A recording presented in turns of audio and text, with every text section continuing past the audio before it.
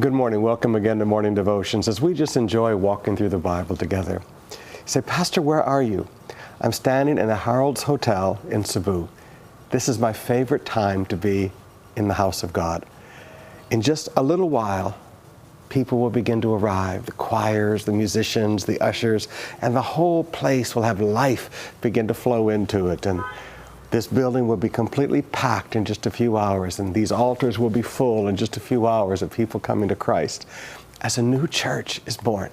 One of the most thrilling things that you can ever be a part of is to be a part of the birth of a new local church. It's a very exciting day to me, so I wanted to share it with you. For my little devotional thought today, I want to take you over to the book of Luke, chapter 12, verse 15. Where Jesus said, be on your guard, watch out against all kinds of greed. There's lots of different kinds of greed. He said, for a man's life does not consist of his possessions. Let me make it real simple for you. Stuff does not define you. Let me say that again. Your stuff does not define you. I asked a man who he was one day, and he said, well, I have a Mercedes-Benz. I said, no, who are you? He said, well, I have a Rolex. I said, who are you? He said, I own a big business. I said, you've told me what you have and you told me what you do, but you haven't told me who you are. He allowed things to define him. Many years ago, as a young boy, and I'd grown up extremely poor, and I moved in with my father in Alabama, and they were very blessed.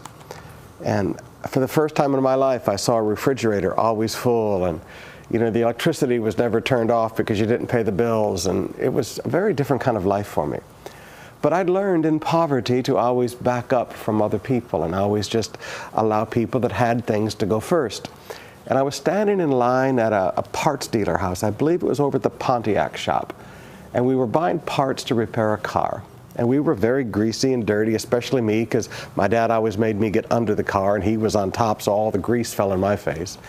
And a rich guy pushed in front of us, and my dad stopped him. And I said, Dad, he's got money, let him go first. And my father said, David, we were first. What you have doesn't determine who you are. Now, brothers and sisters, he'd been raised by my grandfather to understand this truth. It doesn't matter how much you have or how little you have. Your stuff does not define you. In fact, Jesus goes on to teach a beautiful parable that concludes with this thought: be rich toward God. Now, brothers and sisters, we believe in the doctrines of prosperity and abundance, and we believe that God blesses the work of our hands.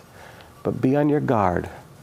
One of the first signs that greed, some type of greed, has entered into your life is when you begin to define yourself by your stuff. Your stuff does not define you. Who you are in Christ defines you.